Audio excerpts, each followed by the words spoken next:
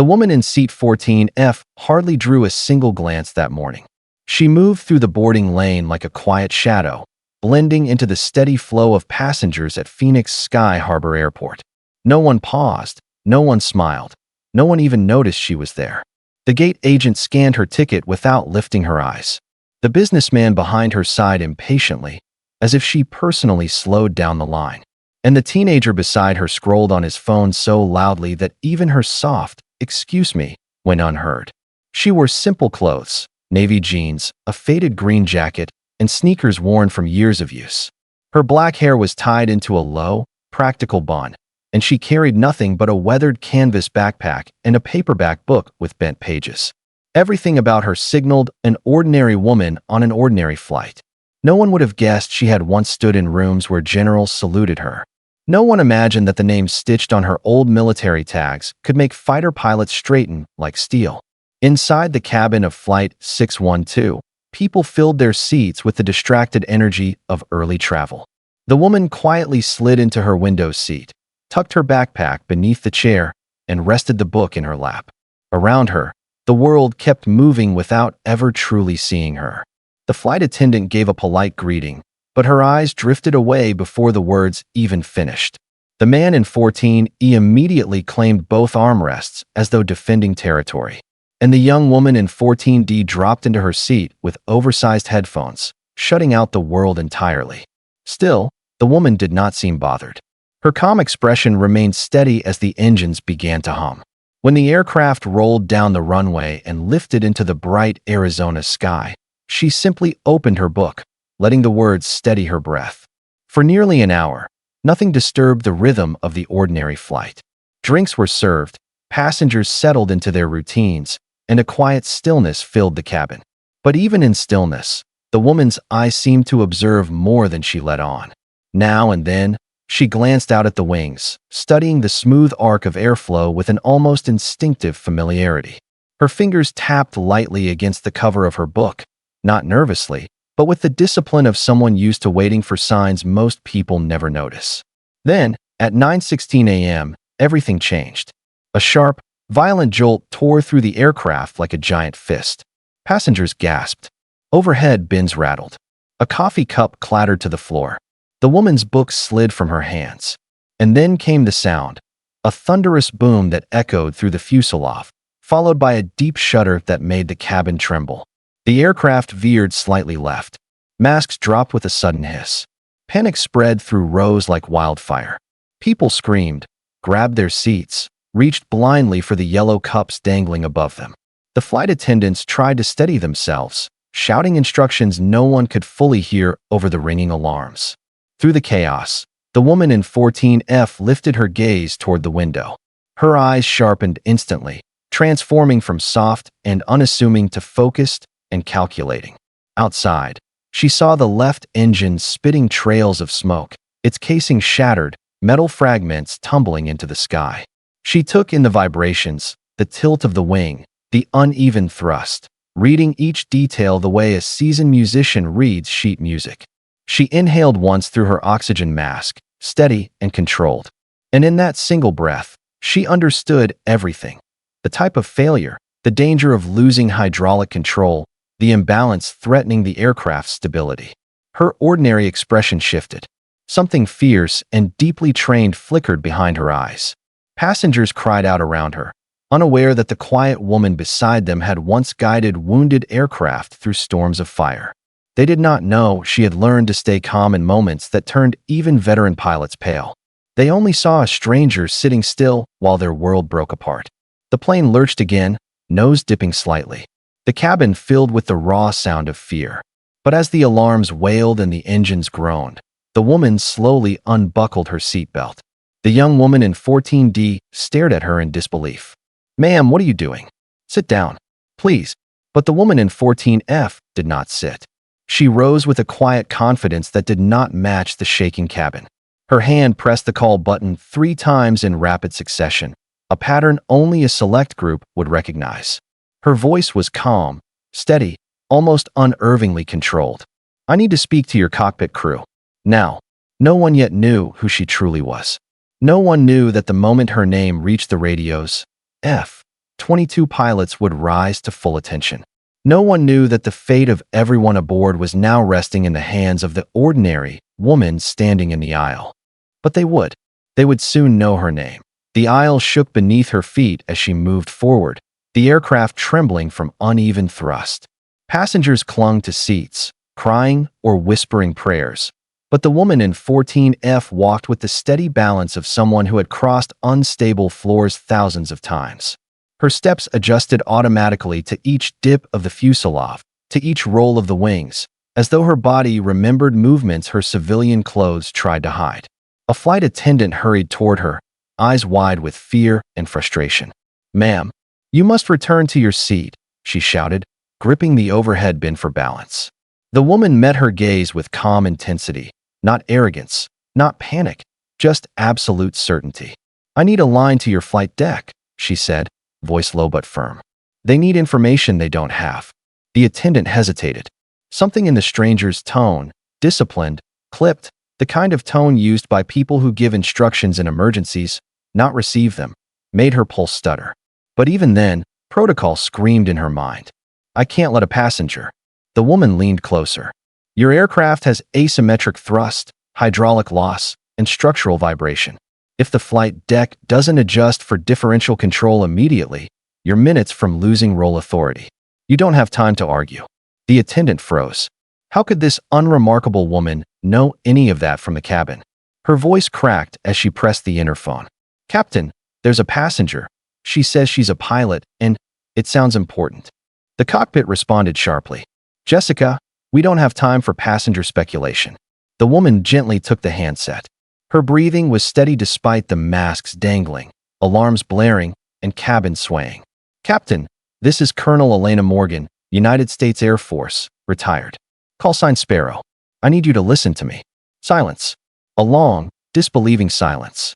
Then a tightened voice replied, "Repeat your name." She kept her tone controlled and crisp. "Colonel Elena Morgan, former test pilot out of Edwards. 3,000 hours in advanced fighters. I've flown aircraft with failures far worse than what you're facing, and I can help you keep this plane in the air." Jessica's breath hitched as she watched the captain's stunned silence manifest through the speaker. Finally, "What are you seeing from back there, Colonel?" Elena stepped closer to the cockpit door, bracing herself against the shaking wall. "Your left engine had an uncontained failure. You've lost part of your hydraulic redundancy. Your standard control inputs won't give you the authority you expect. You're compensating too hard with the yoke. You need to counter the roll with power, not surface deflection." Another pause, not of disbelief now, but of raw fear turning into hope. "Jessica," the captain ordered, "bring her up." The latch clicked. The door opened, and the moment Elena stepped inside, the entire cockpit changed atmosphere. Warning lights flashed red. The control column trembled under the captain's grip. The first officer's hands hovered over the emergency checklist, trembling slightly. But the moment they saw the woman, calm, focused, collected, something shifted within them. She wasn't panicking. She wasn't shaking. She wasn't guessing. She was evaluating, calculating, reading the disaster in front of her as though it were a familiar, painful language. Elena anchored herself between their seats, eyes scanning every gauge, every pressure indicator, every oscillation. "All right, here's what you're fighting," she said. "Your surfaces aren't responding normally. You can't command this aircraft the way you trained to. You need to settle into power-based corrections. You keep wrestling it with the yoke, and you'll lose the fight." The captain swallowed hard. "Show me what you mean." "First," she said, "bring your right engine down to 60%. It'll feel wrong, but do it." The captain hesitated, then obeyed. The engine tone softened. The aircraft rolled slightly, then steadied in a way that felt almost miraculous. Elena continued, "Good. Now give yourself tiny increments of thrust changes for directional control. You're going to fly her like we fly crippled fighters, with your instincts, not the book." The first officer blinked at her. "You've actually flown something like this before?" Elena's jaw tightened at memories she rarely touched. "More than once. And worse." The captain exhaled in something like awe. "You just restored half our authority." Elena nodded. "Now let's focus on where you're going. You won't survive complex turns. You need a long, straight runway. Something with military length." The first officer scanned maps. Closest one is Falcon Ridge Airfield. Former Air Force Base. 12,000 feet. Elena pointed. That's your target. Ask for vectors. Now. The captain didn't hesitate. He transmitted the request. Silence followed. Then the ATC replied with confusion, asking why they wanted such a field. Elena took the radio. Her voice was calm, level, unshaken. This is Colonel Elena Morgan, assisting the cockpit. You may notify Falcon Ridge that Sparrow is on board. A sudden shift crackled through the frequency. Background voices, commotion, a tightening of tone. Colonel Morgan? As in Sparrow? Confirmed. A hush fell inside the cockpit. Even the alarm seemed softer for a moment. Because somewhere on the ground, someone recognized the name. A name whispered in Air Force circles with respect. A name tied to impossible landings, impossible rescues, impossible odds. The first officer stared at her, stunned. Ma'am, who exactly are you? Elena kept her eyes on the horizon, voice calm and almost gentle. Just a pilot.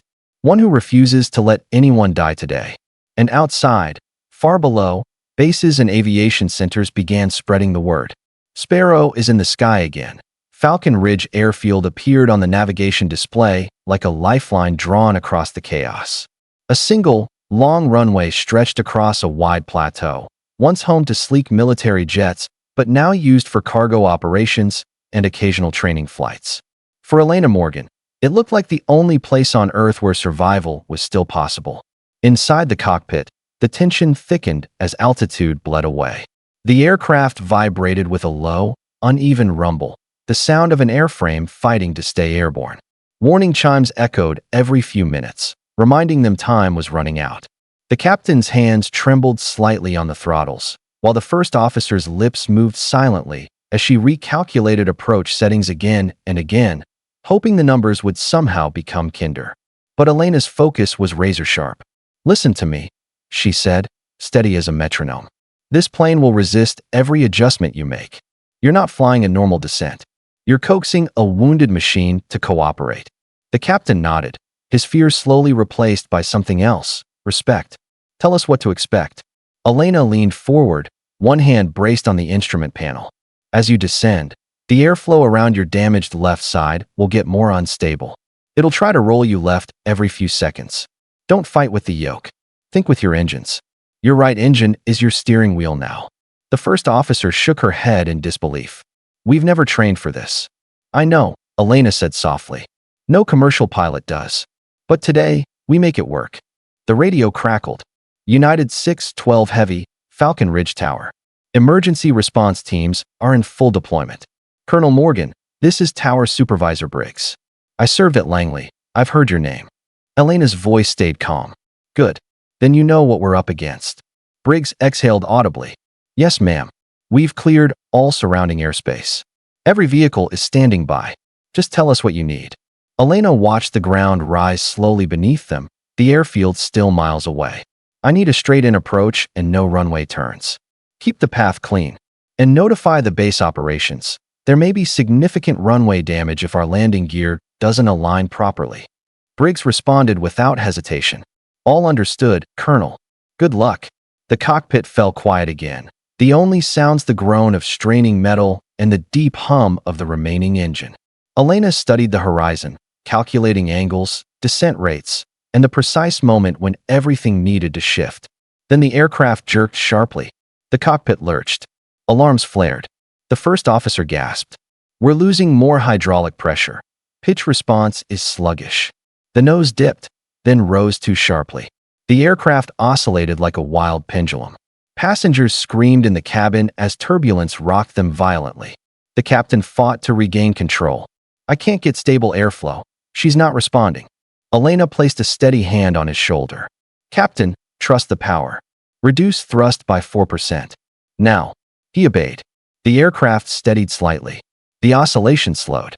She continued, voice guiding them like a lighthouse beam cutting through shadow. Now add 2%. Gently there. Hold that. For a moment, the cockpit breathed again. The first officer looked at Elena with raw disbelief. How do you know exactly how much to change? Elena stared at the instruments, her expression unshakable. Because I've flown aircraft that shouldn't have been able to fly. Once, I had to bring home a jet with both stabilizers locked. You learn to feel the aircraft's pulse, even when it's broken. Those words sent a visible shiver through the cockpit crew. The ground grew larger as Falcon Ridge came into view through the windscreen. A long, clean runway stretching across open land, emergency vehicles lining its edges like silent guardians. Elena spoke quietly, but her voice carried the weight of absolute authority. This approach is everything. Don't try to perfect it. Don't aim for smooth. Aim for survival. The captain inhaled shakily. Tell us how to set up. First, flaps to 5 degrees, slowly. Too much, and the aircraft will roll. Too little, and you'll come in too fast. The first officer's fingers hovered over the flap lever. 5 degrees now. The aircraft pitched slightly, but Elena countered instantly. Add 3% thrust. Hold it. The cockpit steadied again. Outside, Falcon Ridge Tower watched in tense silence. A large civilian airliner attempting an emergency landing with fighter pilot techniques was something most controllers would never witness in a lifetime. Elena continued guiding every second. Gear down. But be ready. The drag will pull you left. Counter with power before the wheels fully extend. The captain's voice shook. Ready, gear down. The thud echoed through the cockpit. The nose dipped. Add power now, Elena said sharply. He did. The aircraft stabilized. They were committed. No turning back. With 3 miles to go, Elena leaned between the seats, her voice lowering into something calm, grounded, almost protective. You're doing this. Both of you. Don't think about the danger. Think about the next 5 seconds. And then the 5 after that. Her tone held something the pilots hadn't expected. Compassion, strength, and the quiet steadiness of someone who had stood in the doorway of disaster before and refused to step back. Falcon Ridge loomed closer, runway lights glowing in long rows beneath them. The descent was too steep for a normal landing, but perfect for one with crippled controls. We're high, the captain said. You need to be, Elena replied. You'll lose authority lower. Trust me. At 2 miles out, Falcon Ridge Tower transmitted, voice trembling despite training. Colonel Morgan, the fighter community is listening on secured channels. They're sending messages to the tower. They all said the same thing. Bring them home, Sparrow. Elena didn't answer. She just placed her hand gently on the captain's shoulder again and whispered, Let's get them on the ground. They were close. Too close for fear. Close enough that every decision now meant the difference between life and tragedy. Elena's voice steadied the cockpit one last time. Prepare. This landing will test everything you've got. And with that, they descended toward the runway, carrying 200 lives, a failing machine, and the quiet strength of the woman who had once been invisible. Falcon Ridge Airfield stretched ahead like a thin, fragile promise. 12,000 feet of concrete waiting to decide the fate of everyone on board. From the cockpit window, the runway lights appeared as 2 glowing lines converging into a single point, unmoving, unwavering, but terrifyingly narrow for a crippled aircraft forced to fly a method it was never built for. The aircraft rumbled deeply as the wind pushed unevenly against its damaged side. Warning lights blinked in angry red. Every surface of the plane shook like a trembling heartbeat. Passengers behind them cried, some whispering prayers, some clutching hands of strangers, and some staring frozen at the floor because looking up felt too terrifying. But in the cockpit, Elena Morgan remained steady, her presence like a quiet anchor keeping the aircraft grounded in possibility rather than fear. Altitude 1000. The first officer called, her voice tight. Elena nodded. Good. Do not flare like you normally would. Your pitch authority is compromised. If you try, she'll dip left and we'll lose alignment. Keep the descent shallow. Fly through the touchdown. The captain's jaw tightened. We're coming in fast.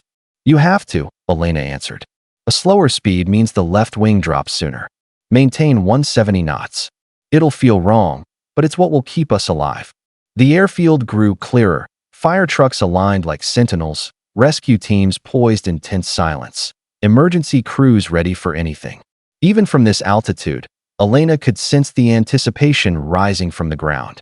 All those eyes watching.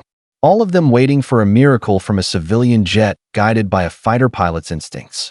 Then the aircraft jolted again, hard. A shudder ran through the fuselage. The cockpit lurched left. The first officer gasped. Roll increasing. We're losing stability again. Elena's voice snapped into command mode. Captain, add 4% power. Right now. He slammed the throttle forward. The aircraft steadied. Elena continued without pause. Hold your course. Don't chase the wobble. Let the power correct it. You control the energy. Let the plane settle itself. Her voice filtered through the cockpit like a lifeline, professional, calm, utterly certain. And somehow, in the middle of all this chaos, she made the impossible feel navigable. The captain glanced at her, voice cracking. Colonel, how many times have you done this? Landed something this unstable? Elena kept her eyes locked on the horizon. Enough to know that fear is normal. Enough to know you're capable of more than you think. The first officer exhaled shakily. You make it sound easy. It isn't, Elena said softly. But you're not alone. The radio crackled suddenly. United 612 Heavy. This is Falcon Ridge Tower. Winds are calm. Surface teams are ready. Colonel Morgan, pilots at Nellis and Langley, are listening. They're standing by for confirmation. Elena didn't reply. Her attention was entirely forward. 600 feet, the first officer called. Elena leaned in, her tone lowering to a sharp, deliberate rhythm. Captain, from here on, your engine is your elevator. Don't touch the yoke unless absolutely necessary. Focus on keeping your wings level. The captain swallowed. Understood. 500 feet. The runway filled the cockpit window. Large white numerals, faint heat haze rising off the asphalt, emergency crews bracing in absolute silence. The air felt electric with expectation. 400 feet. Elena braced herself between the seats, her hand resting lightly on the overhead panel.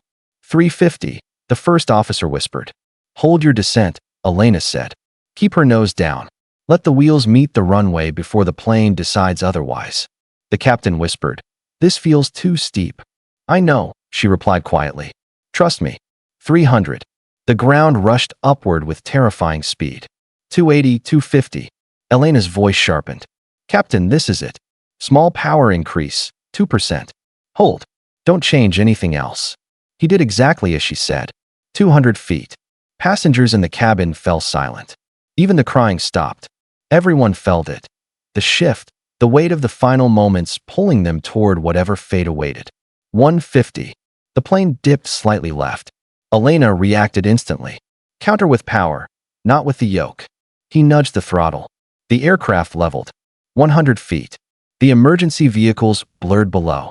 The runway markings rushed toward them in stark white stripes. 80, 70.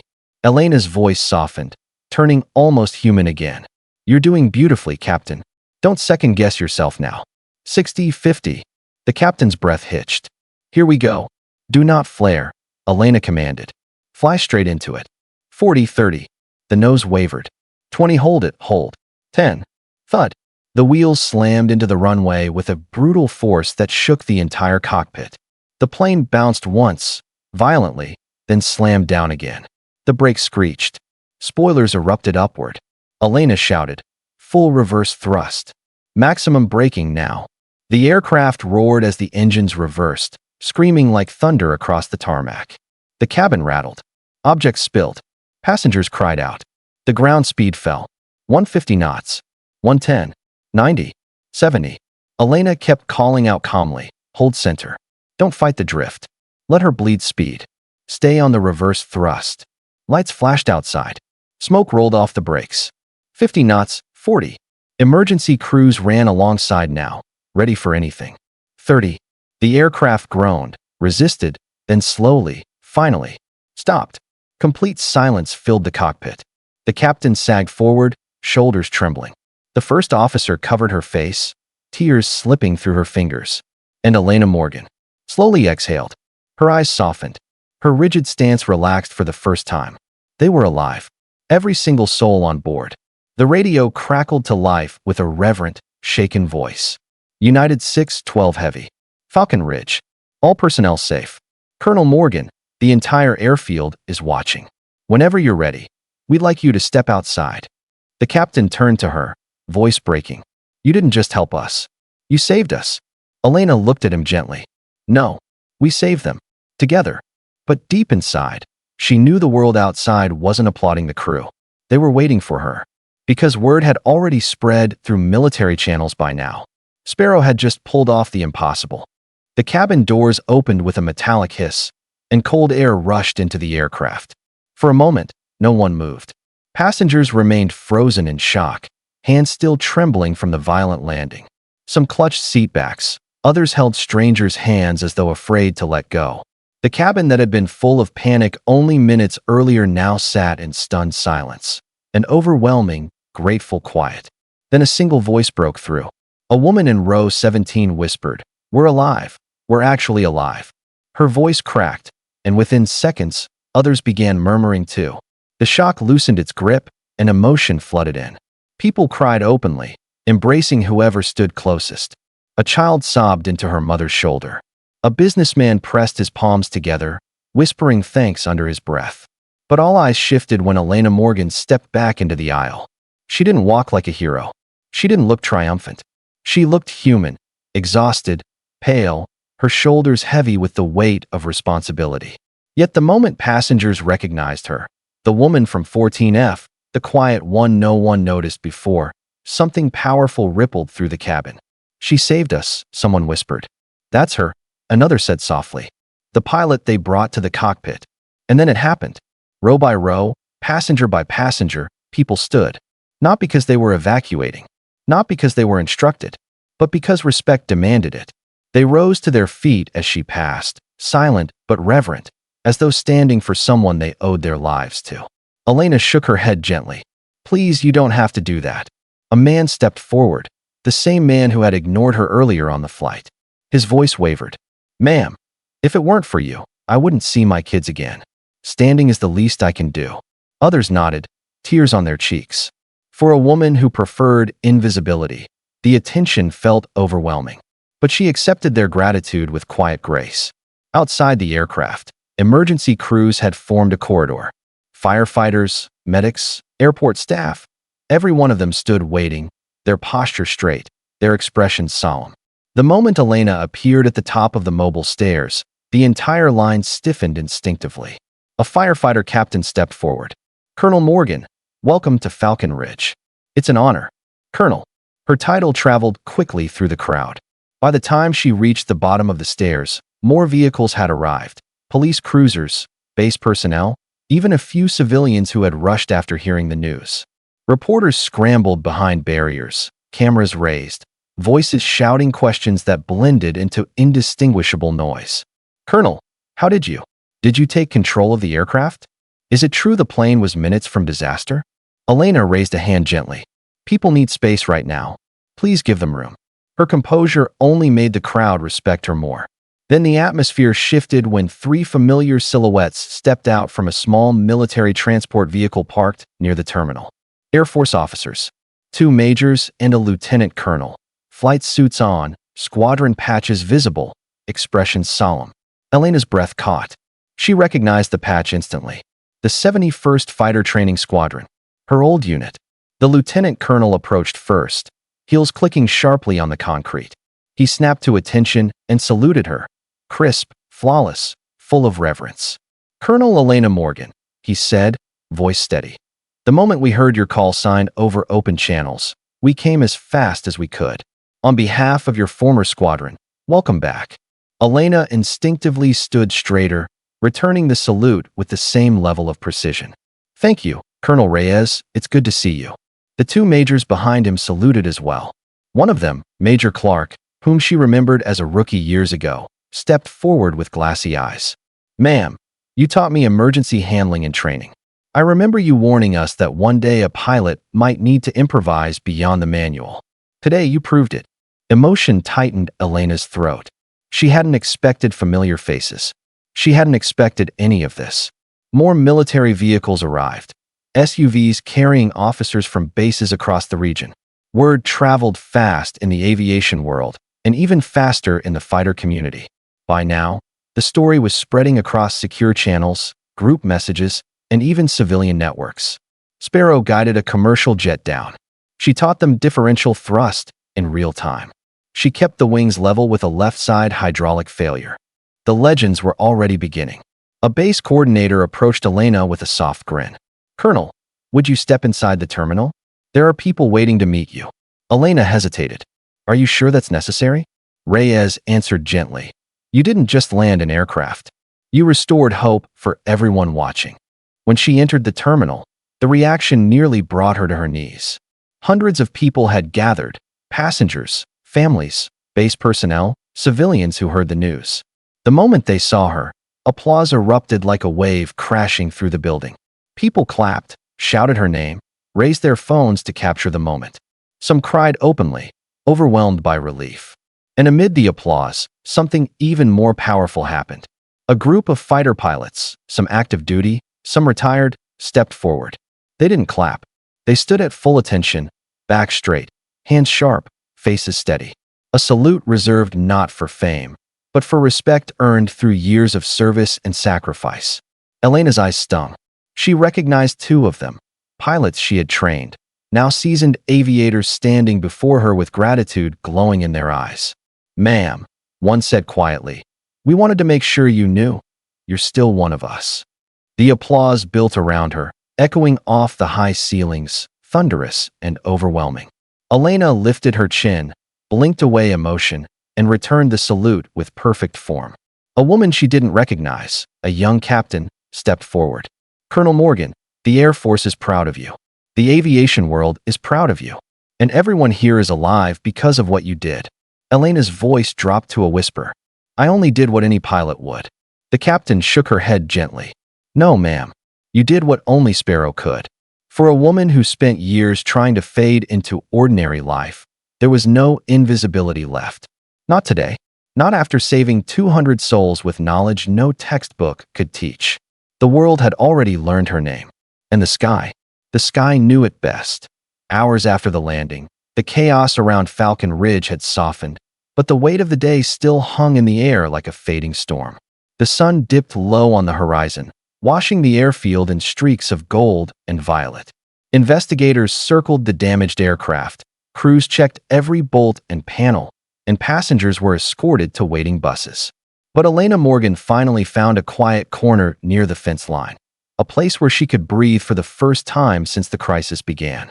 She stood alone, arms crossed against the cooling air. Her eyes traced the shape of the aircraft resting silently on the runway. Burned metal hinted at how close disaster had been. One wrong calculation, one hesitation, 1 second of doubt, and 200 people would not have walked away. She exhaled slowly. The weight of everything settled heavily on her shoulders, a mix of exhaustion, relief, and the quiet ache that always followed surviving the impossible. Behind her, soft footsteps approached. Colonel Morgan? It was the captain, his uniform rumpled, eyes red but determined. He stopped beside her, watching the aircraft with the same reverence she had. Captain Hayes, she greeted, offering a tired smile. He shook his head, emotion tightening his voice. I've flown for 20 years, Colonel. But today you showed me what real flying is. He swallowed hard. You didn't just save the passengers, you saved us too. You made us better. Elena turned to him gently. You both adapted. You trusted me. That's what saved the flight. Hayes looked down, voice soft. I was terrified, not of dying, but of failing all those people. He inhaled shakily. Watching you, it was like you saw the aircraft the way no one else could. Elena's eyes softened. I saw what it could still do, not what it had lost. She paused. A damaged aircraft can still fly if the pilot believes it can. The first officer joined them, wiping her cheeks discreetly. Colonel, I don't think I'll ever see flying the same way again. Elena touched her arm gently. Good. Because flying isn't just controls and checklists. It's instinct, awareness, and courage. The first officer nodded, eyes filling again. Thank you for teaching us that. A moment of silence settled between them, the kind that comes after shared survival, unnamed, unspoken, but deeply understood. Then a voice echoed across the tarmac. Colonel Morgan. They turned to see Colonel Reyes approaching with a few officers from the 71st Squadron. His face carried a mix of command and pride. Ma'am, General Callahan is arriving shortly. He requested to speak with you personally before you depart. Something about official recognition. Elena shook her head gently. I'm not looking for awards. Reyes smiled knowingly. I figured you'd say that. But this isn't about medals. This is about acknowledging what you did. The entire aviation world watched a commercial jet survive a failure that should have ended differently. Hayes nodded. You deserve whatever they want to give. Elena sighed, running a hand back through her hair. All I ever wanted was to fly quietly, to leave the past in the past. Reyes stepped closer. Ma'am, you may have tried to leave the sky, but the sky never left you. Before she could respond, a sudden roar shook the air, sharp, powerful, unmistakable. Everyone instinctively looked up. Two F-22 Raptors streaked overhead, their silhouettes cutting across the sunset like silver arrows. They swept low over the airfield, engines thundering. Then, in perfect unison, both jets pulled up into a high arc, paused, and rolled inverted above the quiet airfield. Another salute. Not required. Not ordered. Off the record. Pure respect. The captain whispered. Are they for you? Elena didn't speak. She didn't need to. Her eyes filled with quiet emotion, something deeper than pride, deeper than nostalgia. Something that only pilots understood.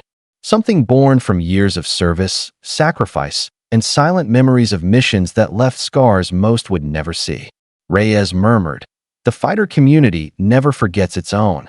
As the jets roared back toward the horizon, their contrails glowing orange in the last stretch of sunlight, Elena straightened her posture and saluted. Her form was crisp despite the fatigue pulling at her body. Reyes saluted beside her. The captain followed. The first officer raised her hand in shaky honor. Ground crews paused their work. Even civilian passengers behind the fence stood silently, watching the salute they didn't fully understand but felt deeply. When the jets vanished into the darkening sky, Elena lowered her hand. A soft breeze rustled through the air, carrying with it a sense of closure, of recognition, of coming full circle. Reyes stepped closer, voice gentle. You may have come on this flight wanting to be ordinary, but Colonel, you were never meant to be invisible. Elena looked out at the empty sky, her heart heavy with gratitude. Maybe not, she whispered, but I'm glad I was exactly where I needed to be today. A transport vehicle rolled onto the tarmac, its lights cutting across the dimming light. A young sergeant stepped out. Colonel Morgan, we're ready to take you to the base for debriefing. General Callahan is expecting you. Elena nodded, gathering the small backpack she had carried onto the flight. The same ordinary bag from her seat in 14F. The same bag that hid the identity the world had rediscovered today. Before stepping into the vehicle, she turned one last time toward the aircraft, the runway, and the people whose lives had touched hers unexpectedly. Hayes spoke softly. Colonel, I hope someday we get to fly together again. Elena smiled faintly. You already did, Captain. Then she climbed into the transport. As the vehicle pulled away, she looked out the window at Falcon Ridge growing smaller behind her. The runway lights blurred slightly in her vision, not from fatigue, but from emotion she rarely let show. Tonight, she would be debriefed. Tomorrow, she would face media, military officials, and questions she'd rather avoid. But for now, for these few minutes, she allowed herself to simply be Elena Morgan. Pilot, soldier, survivor. The woman the world had forgotten, and the one the sky had remembered. And somewhere beyond the fading light, the call of the sky whispered her name once more. Sparrow, the pilot who refused to let a single soul fall.